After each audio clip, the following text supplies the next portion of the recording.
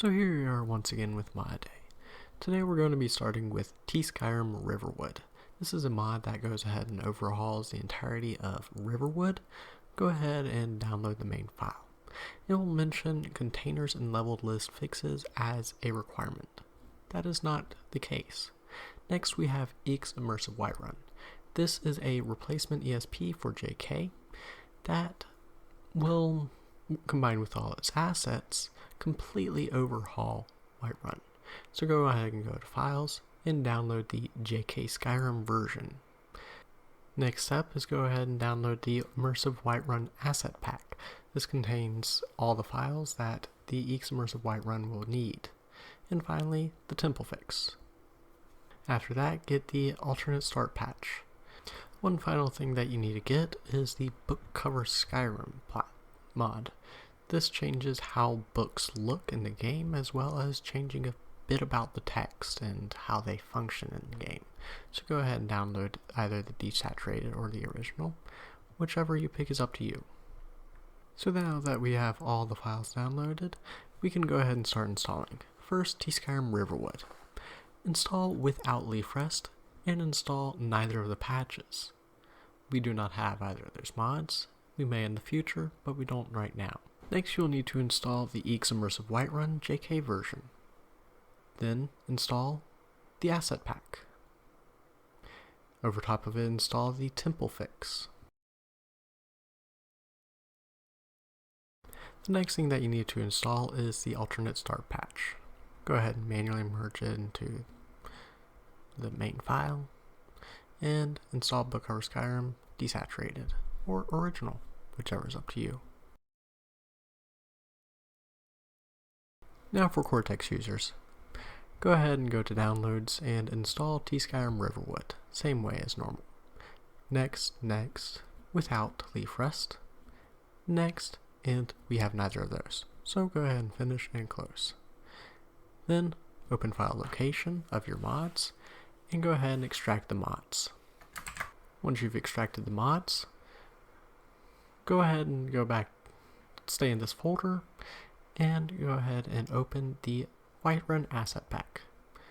Cut and paste into the JK Skyrim version folder. Do the same thing with the temple fix, overwriting the Asset Pack files. And finally do it with the alternate start patch.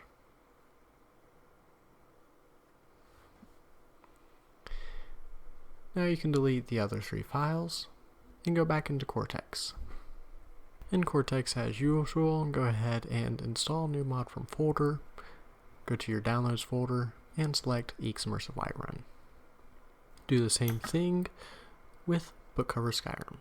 Now for Vortex user rules. Go ahead and install the mods that you downloaded. And of course, Skyrim is without. So then go ahead and enable. You'll notice a pair of conflicts. For these conflicts, you'll need to go into, first, let's go into the temple fix, set to load after both files that it conflicts with. Then, Eeks Immersive Whiterun Asset Pack. We're going to set before the clutter, after the parallax meshes, waterfall, before the illustrious Whiterun pack, and after Skyrim 3D Misc. Now, we're going to be doing something a little bit different. Go ahead and open the file location, right click, open Explorer or similar in each mod manager of Eeks Immersive Whiterun JK Skyrim version, and we're going to rename the plugin from Eeks Immersive Whiterun to JK Skyrim. I added a apostrophe by accident. You can go ahead and remove it.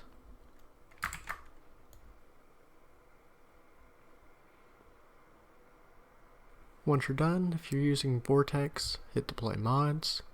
If you are using Cortex or MO2, hit Refresh. And Vortex, you'll notice that the file has been deleted. It's not actually deleted, it's renamed. However, the mod manager can't tell the difference. So go ahead and allow it to deploy, and then you'll have a conflict between Eeks Immersive Whiterun JK and JK Skyrim itself. Change Eeks Immersive Whiterun to be after JK Skyrim all in one. Now because of this name change, 1, we fixed a few potential conflicts, and 2, we caused an error. However, we can fix this error.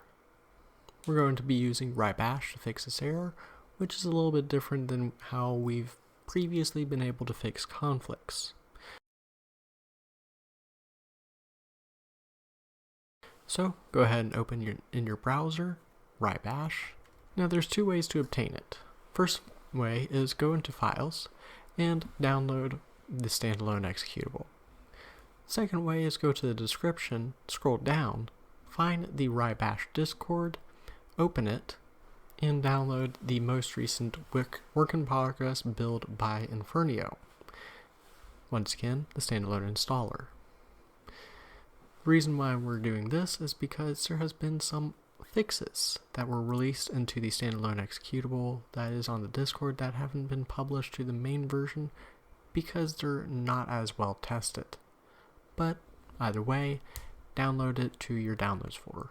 I already downloaded it previously, and just go ahead and extract it. Adding it to your mod manager is simple enough.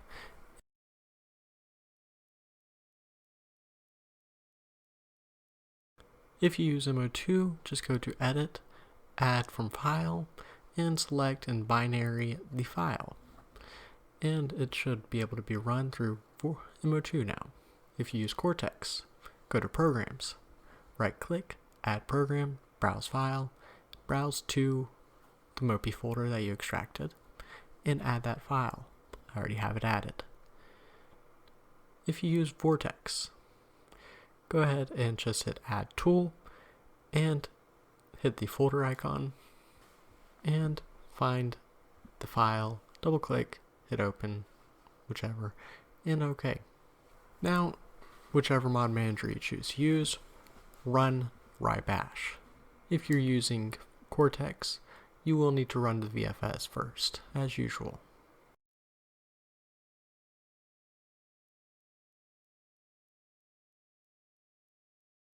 Once it's loaded, you'll have a warning about load screens. We're going to ignore this for a while. Then you'll have a red check mark beside eeks Immersive Whiterun. The ASLaw patch, that is. So you'll notice several different checkmark colors. There's green.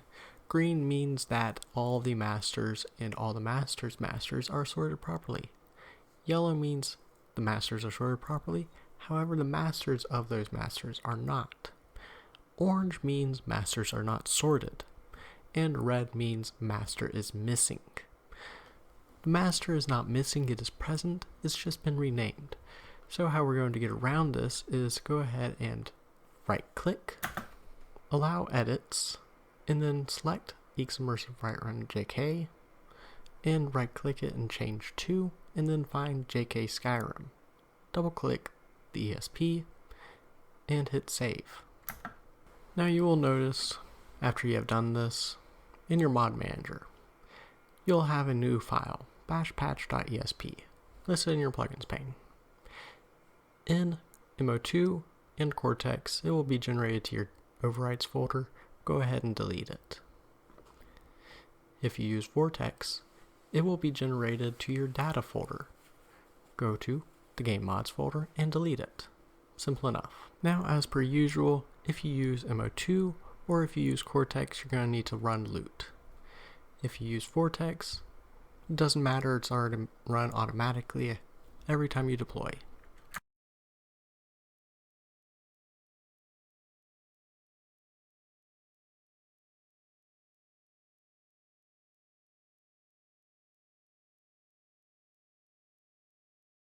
And now, once you have done that, and all plugins are enabled, run VQSC. This will allow you to see all the mini conflicts that have arisen due to this change.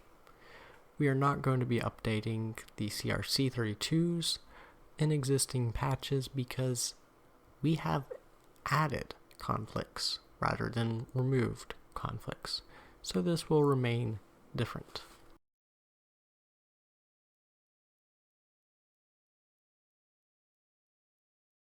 So now that you have gone ahead and checked what all needs to be patched, we can start actually doing the patches. So enable JK Skyrim or eeks rather, enable JK USEP in the stone wall, and make sure to always have USEP itself enabled, and run VQSC again. You'll notice there's a conflict with a lot. So, how we're going to handle this is rather simple. We're going to be copying stuff as overwrite into a patch, as usual.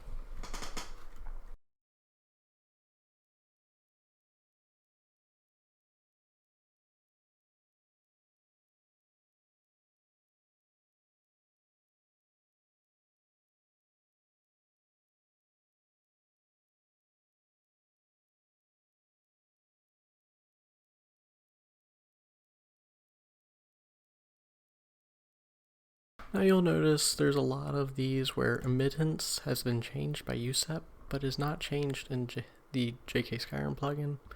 We're going to be copying those as override and only copying the emittance from USEP to the patch. You can come down here a little ways after that and notice Hearthfires has a deleted nav mesh, which is being overridden by JK Skyrim, or eeks Whiterun rather. We're going to be removing JK Skyrim version of this record, and we're also going to be removing it from our patch. I recommend first remove it from the patch, then remove it from JK Skyrim plugin. That way you don't have to do what I did, and which is fiddle around and try and find that plugin record again. Once you've removed that record, go ahead and select all the stuff in the world space, all the placed objects and nav meshes and such, and copy as override into the patch again. You'll notice two records where there has been a ownership change by USEP, but it is not forwarded. You will need to make that changes yourself. Then as usual, go ahead and add all masters. Select all, hit OK, and create a mod group.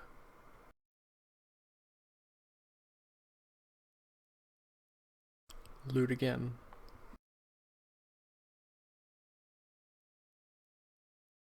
Now we're going to need to solve patches with Skyrim Riverwood. So go ahead and enable it and run VQSC. And after a few seconds when it's loaded, you'll notice that there's a lot of conflicts. However, none of these really matter because these are actually changes made to the JK Skyrim original by Skyrim Riverwood that still apply. So once you're done looking through, go ahead and create a mod group.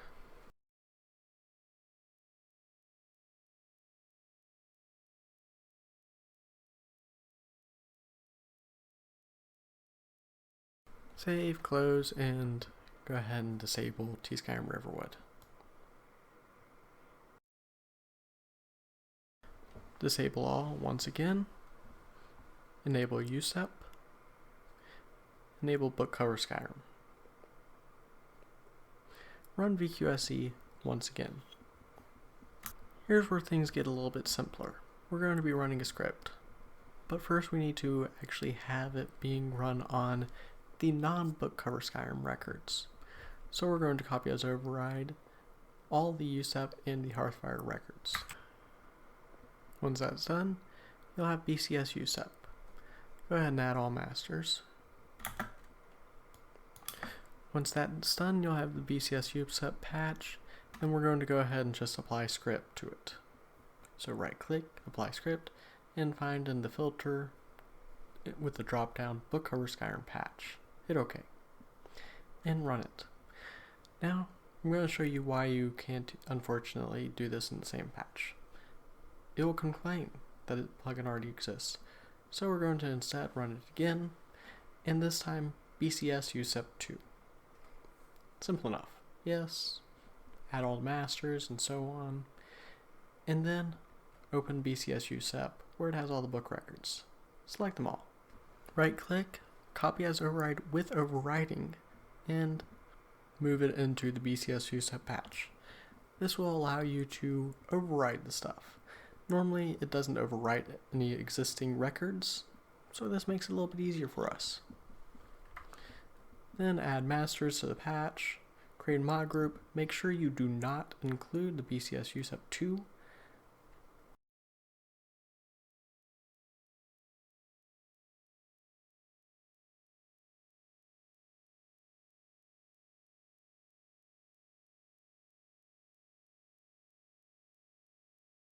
Close and do not save BCS USEP2.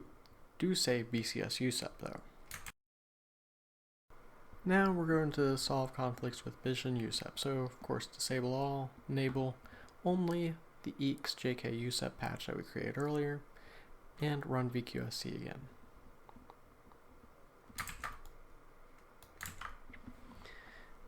This conflict is not actually a conflict, it's just Vision Wives has a same record.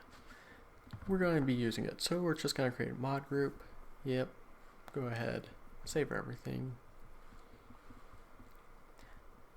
We're going to put eeks in the name of all these new mods and mod groups, because that way we can discern it from JK Skyrim normal. Vision War Maidens doesn't have any conflict, so we're going to skip and go straight to Vision NPCs.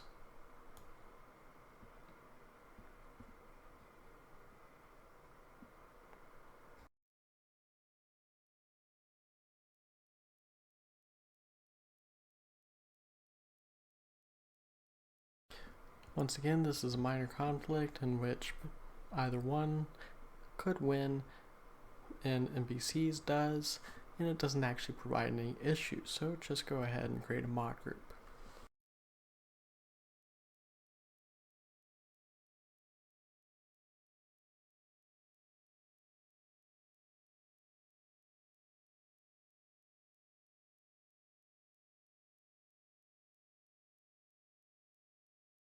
Disable NPCs, and let's move on to Destructible. Let's start with Destructible USEP, Destructible JK, and Destructible Skyrim. Make sure to enable the JK version of all these plugin patches, because they will already carry forward a lot of the changes that we need to make. Like we did previously, this is going to be the difference between positioning for the most part and the name base changing. So a lot of these are changing just the position in eeks and the name in Destructible. However, there is one that doesn't do that. So here we are copying as override eeks version, and then we come across this one. Well, we can't do the name base change like we have been previously. It's changing from common shelf to upper shelf. Well, there is no Destructible upper shelf, unfortunately. So what are we going to do? Well, in order to keep the integrity of the city, we're going to just keep on using eeks version, even though that means that there will be a non-destructible shelf.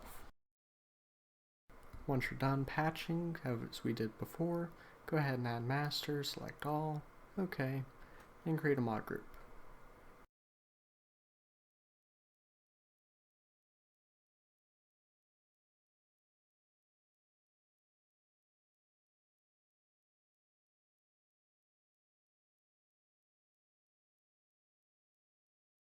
Now let's go ahead and disable all those Destructible plugins and move on to Embers HD. Ignore this was created yesterday. Go ahead and enable Embers HD and run SSC edit VQSC. And now you'll have a few minor conflicts. Embers HD changes how some of these change. Embers HD replaces some of these, or moves them, or edits them in general. However, eeks changes or deletes them. So we're going to need to copy as override the cell from eeks, and the items also from eeks. Basically, we're just copying everything as override from eeks instead of from Embers HD, and then we're just creating a mod group. Now let's move on to the next one. S3D Signs Rebuilt. Oh, oops, not S3D Landscapes.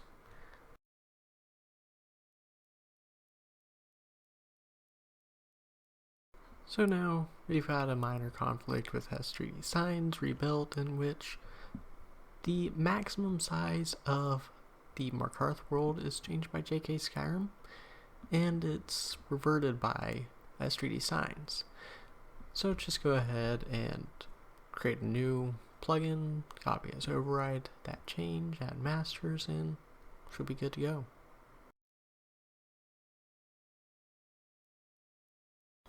Go ahead and move on, and this time we're doing ELE.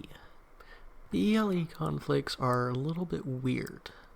So what we're going to do is we're going to copy as override the JK version, or the eeks rather, version. And then what we're going to do after that is move the lighting over from ELE and nothing else. ELE changes the lighting template and the image space and lighting itself, and eek also changes the image space and the lighting template.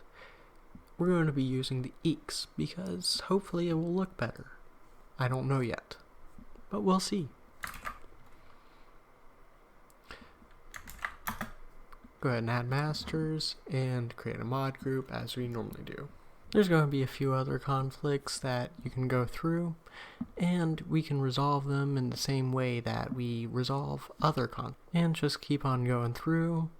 You'll notice the MHDT conflict has changed, so we're going to just go ahead and rebuild that.